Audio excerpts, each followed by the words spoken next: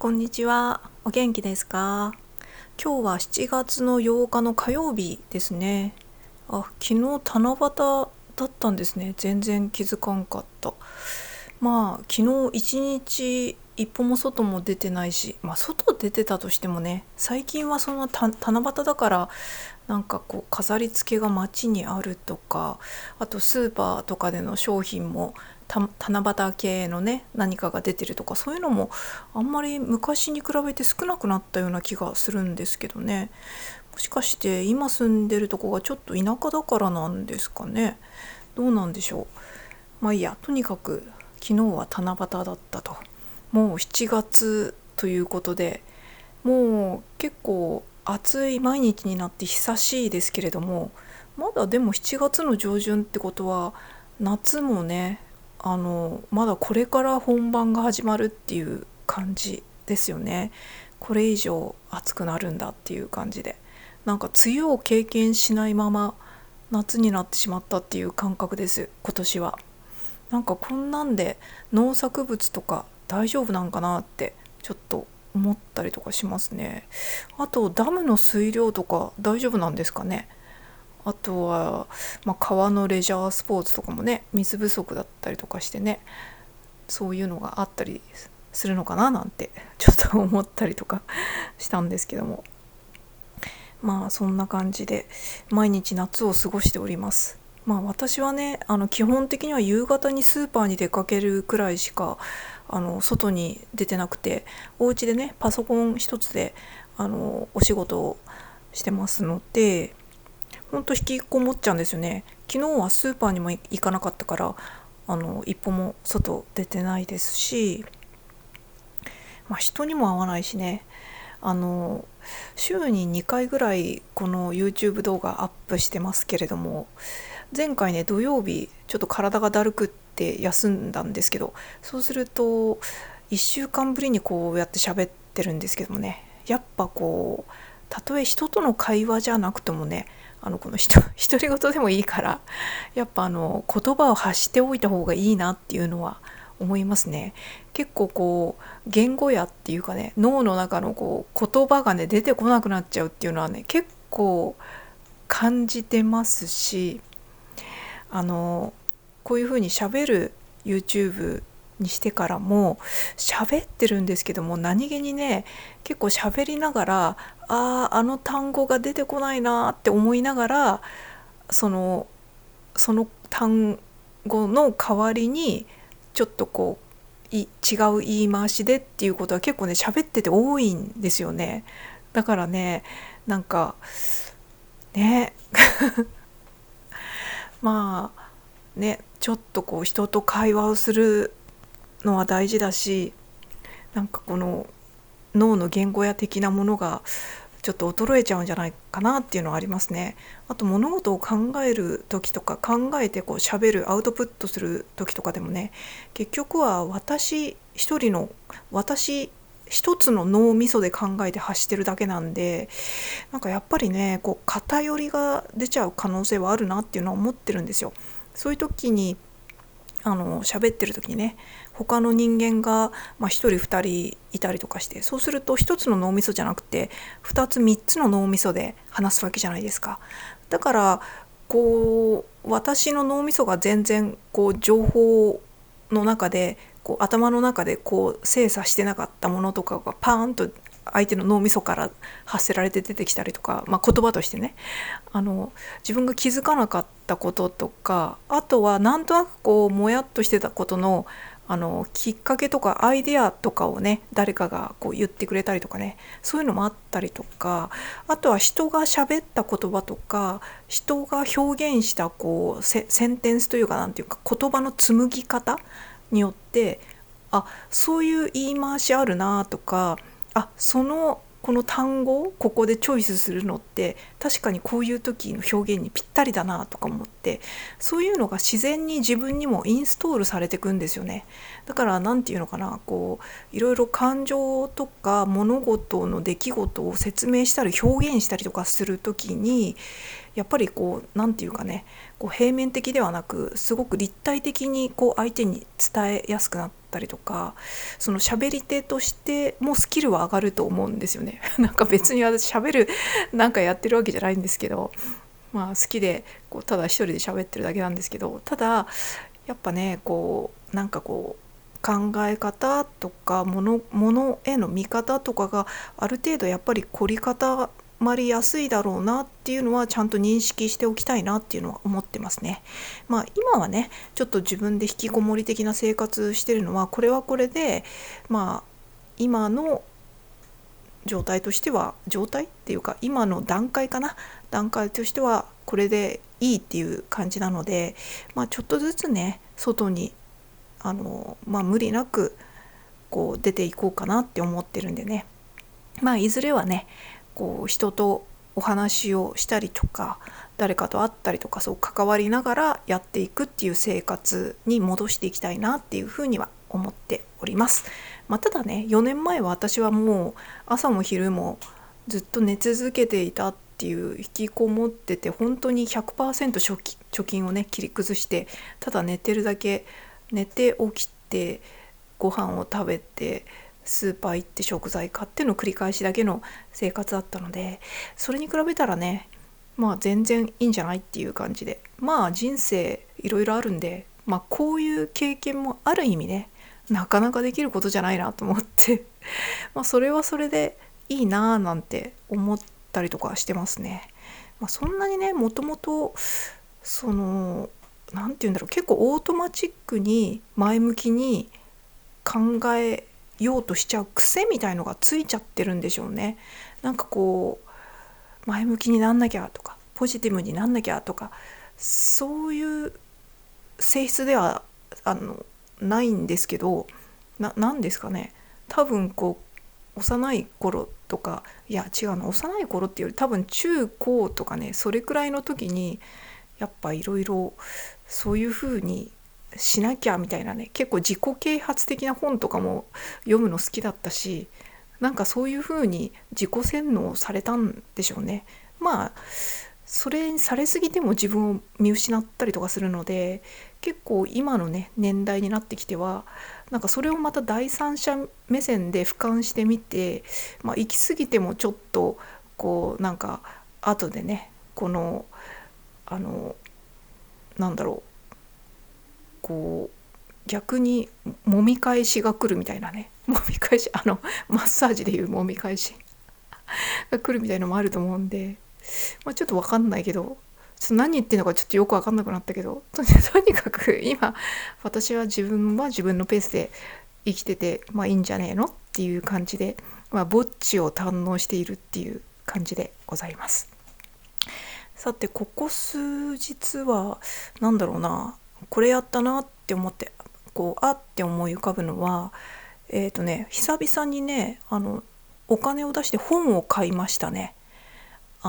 キングダムとかね、漫画のキングダムとかはもうこれは定期的に買ってるやつなんで、そういうのはもう当たり前に買ってるんですけども、それ以外の本っていうのはそもそも外出とかもしない生活なので、貯金とかもねちょっとずつ切り崩しながら生活してるっていうあれなので、ちょっと無駄遣いをしない習慣がついちゃったっていうのもあるんですけど、そこまで読みたい本がなかったっていうのもあって、そんなに本とかずっと買ってなかったんですけど、最近買った本はですね、カフネっていう本ですね。本屋さん大賞を取ったやつで、前のなんだっけ、ライブ配信した時にカフネっていう本がおすすめです、きっと私が結構好きだと思いますみたいなコメントをくださった方がいたので、ちょっとカフネっていう本はね気になってたんですよね。ただ気になってたけど、そんなに毎日こう時間がなかったって言ったらちょっとおかしいですよね。時間あるはずなのに、なんか他のものに優先順位があってなかなか読むあれがなかったんですけども、そのライブ配信後2週間くらいでちょっと読んでみようかなと思って、図書館とかであるかなと思っていつも行ってる図書館のネットで検索したらやっぱね本屋さん大賞なんで絶対貸し出しになってるだろうなとは思ったんですけど、貸し出しになってて、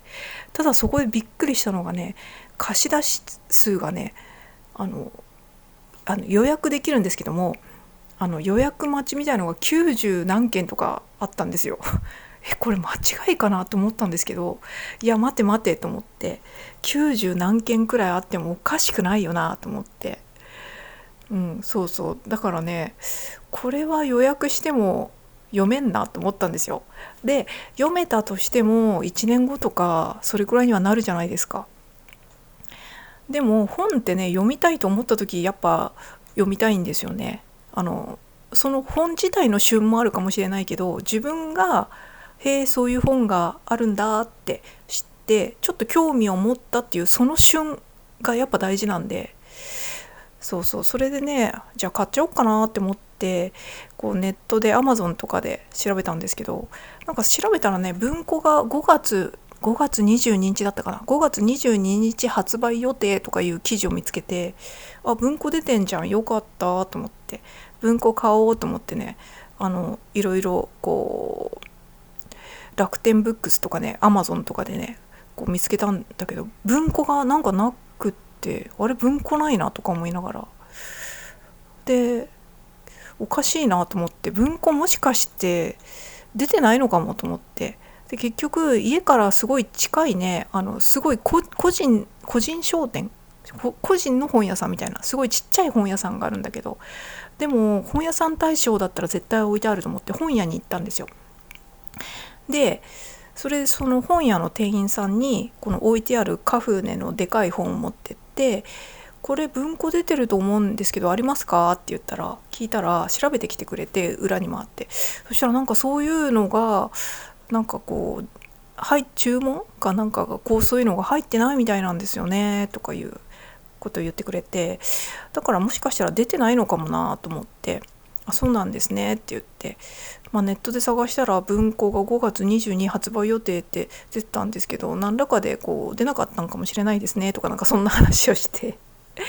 それでこれ図書館でめっちゃこんな風にね予約数があってでねとかそういうちょっとした話をして、で結局私買ったんですよ。1800何十円とかしたかな。まあちょっと高いなと思ったけど、でも私なんか本だとねそんなに高く感じなくなっちゃうのがあるんですよ。本ってやっぱりねこうなんだろう、絶対にこう外れがないというかね、もちろん面白くないはあるんですけど、この着れない服を買っちゃったみたいなそういう外れはないじゃないですか。そう考えるとこの1800円で何時間か楽しめて、しかも内容的にこれ本屋さん大賞だから外れっていうのは多分ないと思うんですよね。合う合わないはあるにせよ、本屋さんが売りたいって思ってくれた本なので、そうそう、だからね、そんな感じで結局買って家に帰ってきて読んだんですね。ほうほうと思ってね、これが今本屋さんが勧めてる本屋さん大賞、読んでほしい、本屋さんがみんなに読んでほしいって思った本なんだななんて思いながらね楽しく読みました。で私ね、この作者の方の本って多分今まで読んだことなかったと思うんですよね。なんか知らずに読んじゃってたこともあるかもしれないけど、多分読んだことないと思います。安部昭子さんでいいのかな、読み方は。この安部昭子さんっていう作者の方の本で、だからね多分ねおすすめですって言ってもらわなかったら読まなかったと思うんですね。なんかこう私やっぱ本買ったりとか、あとは図書館で借りたりするとき、こうパラパラっとなんとなくパーッと見て、その雰囲気で良さそうとか、これ私好きそうとか思って読んだりとかして、それでその作者さんの話が良かったらその作者さんの他の本も結構読むみたいなパターンなんですね。でこの方の本をちょっとこう今回ね自分で買って読み出してみたら、多分ねこれパラパラってこう開いただけだったら私多分こうそんなに自分の好みじゃないかもと思ってね借りなかったと思うんですよ。結果から言うとすごいいい本だし面白かったんですよ。でなんで私がこれを借りないかっていうと、なんとなくなんだけどね、自分が好きなタイプの文章というかね、言葉選びとか表現とかね、そういうのをついつい好んで、そういう作家さんのを選んで読んでしまう傾向があったんですね。だからそこもね、私の脳みそが凝り固まってるっていうことの一つだと思うんですよ。で読んでいくうちにちょっとむずがゆく感じちゃったりとか、ちょっと思ったのは、すごい言葉の表現とか使い方がね、SNS っぽいっていうかね、ちょっと不思議だったんだけど、 SNS っぽいって思ったのと、ちょっと雑誌っぽいって思ったりとかしたんですよ。だから多分ね、そういうのが今までの私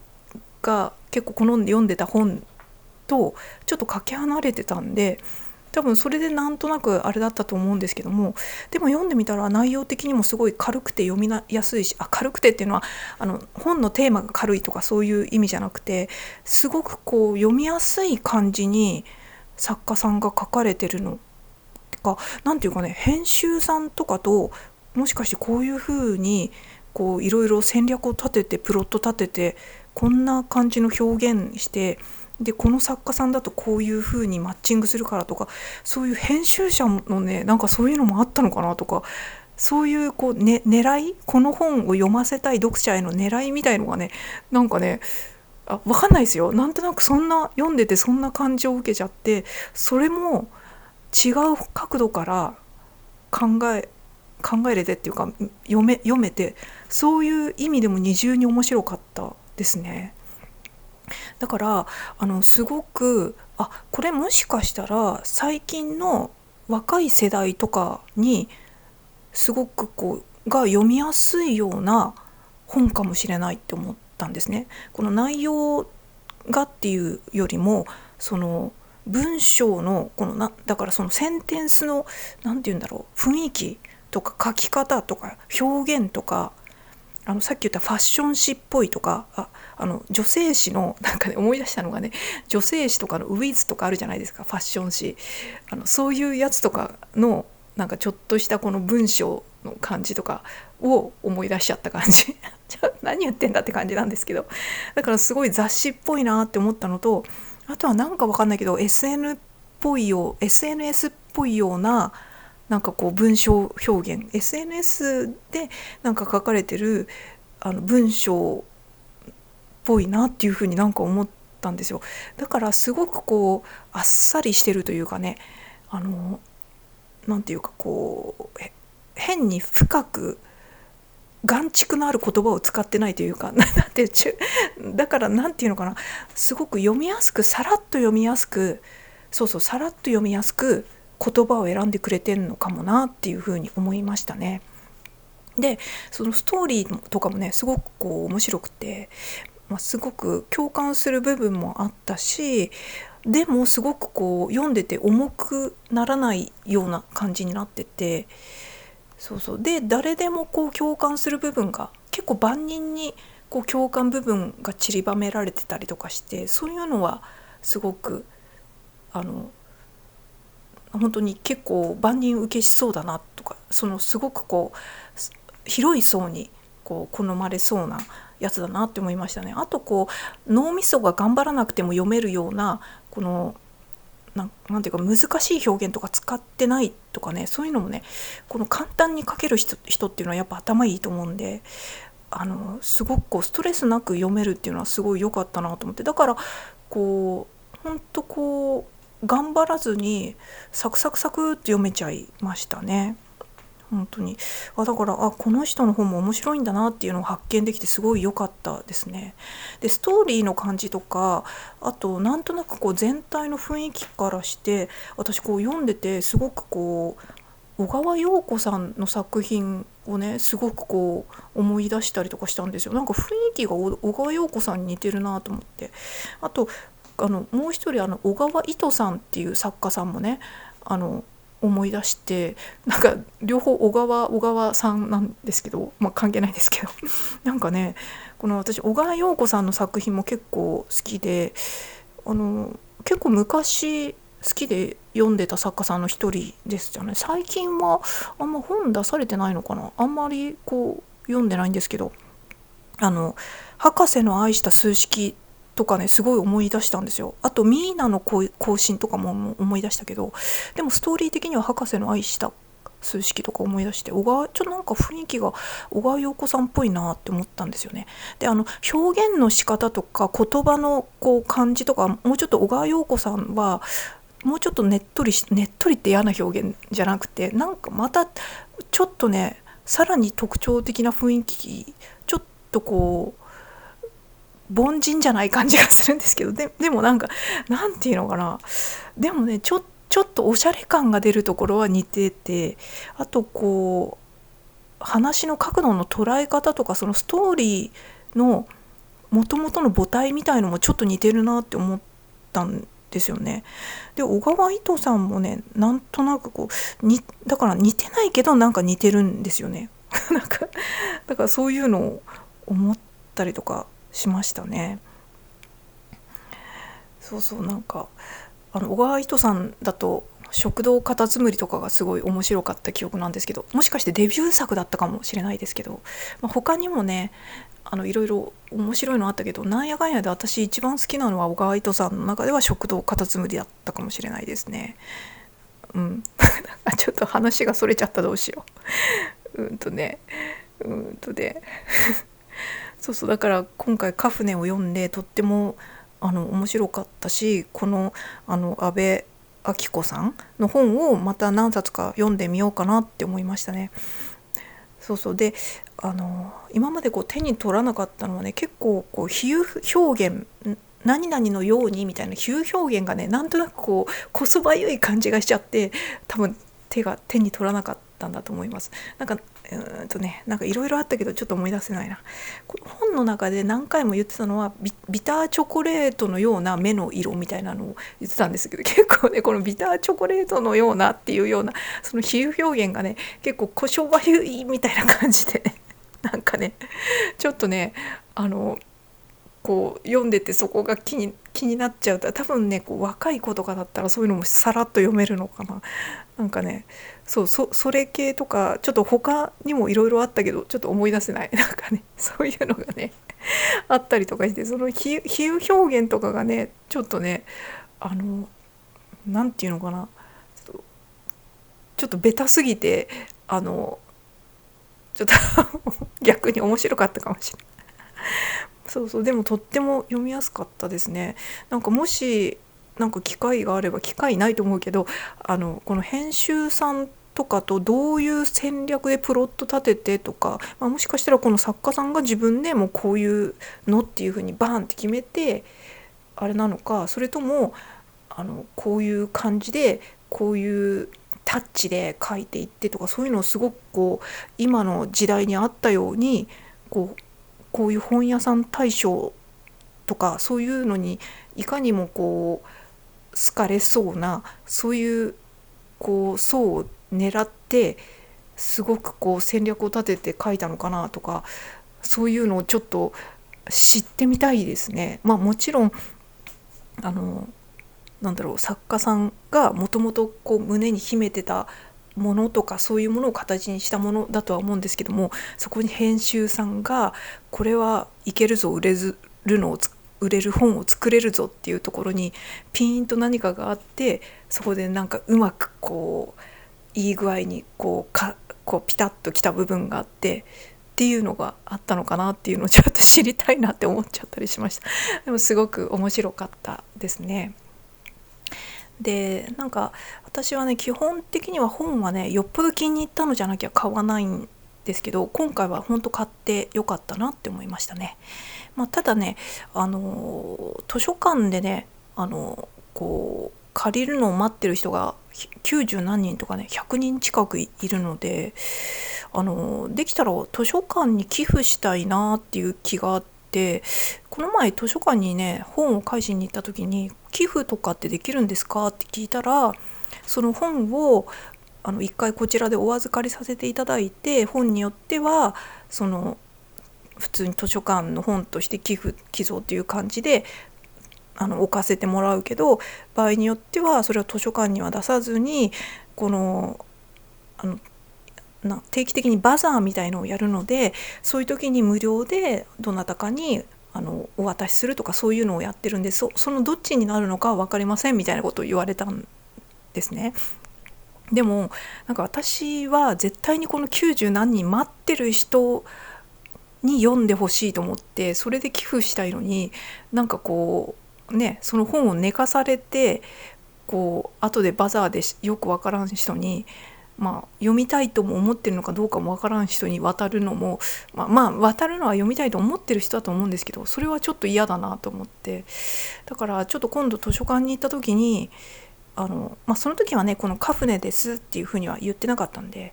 こんだけこう人が待ってるのだったら図書館に置いてくれるかなって思って、一応そこで聞いてみて、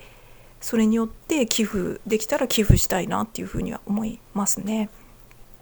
なんかこれ本が好きな方だったら分かってくださると思うんですけども、本が好きな人は他の人にも本を読んでほしいというかね、なんていうのかな、本が読みたいなって思ってる人に無料でもいいからあげたいんですよね。なんかこの気持ちは分かってくれると思うんですけど、その読みたい人のため、その読みたいっていう人のためにあげるんじゃなくて、本のためにこの本はもっといろんな人に読んでほしいっていうかね、別に本の内容情報をいろんな人に知らしめたいとかそういうんじゃなくて、どっちかっていうとこの対象の認証が本なんですよね。この本にいろいろな人に読まれてほしいっていうなんていうかな、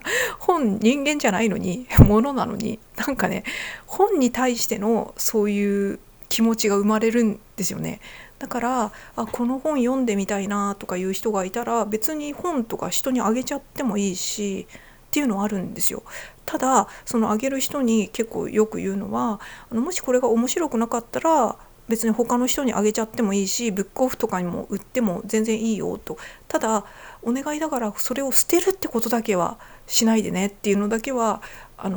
言って人にあげたりとかしてますね。だから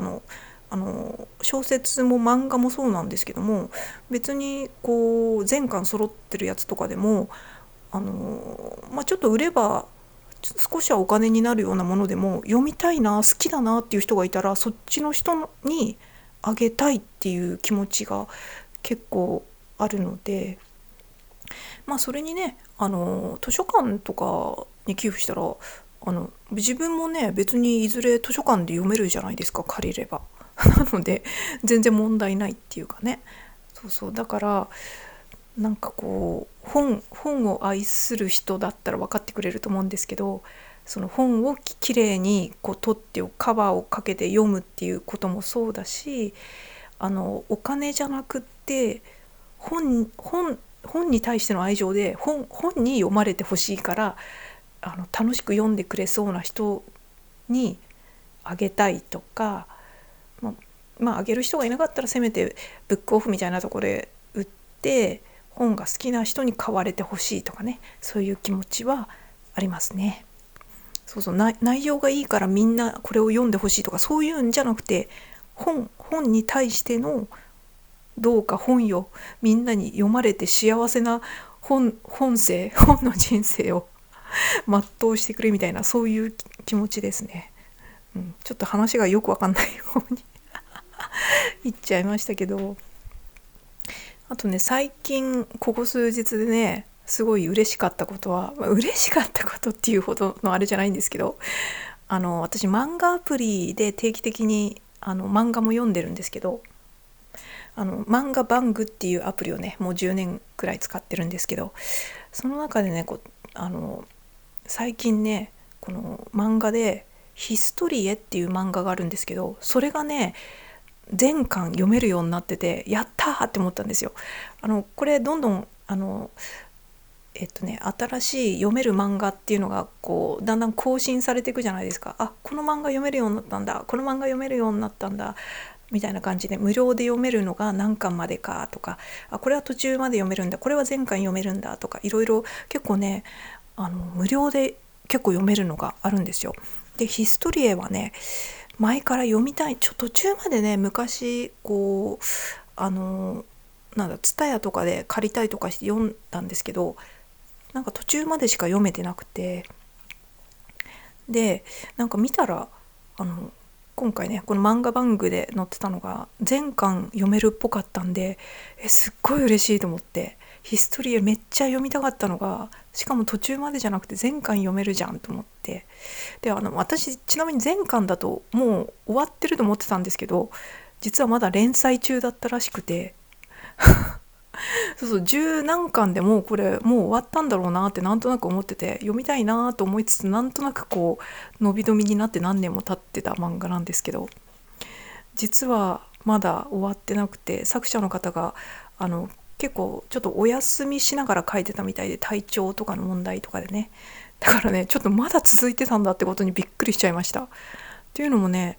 多分20年くらい前に連載始まってるんですよ。だからもうとっくに終わってると思ってて、で関数も十何巻より先のを見たことなかったから、とっくにもう十何巻で終わってんだろうなと思ったら終わってなかったという、ただね、今出てる最新巻まで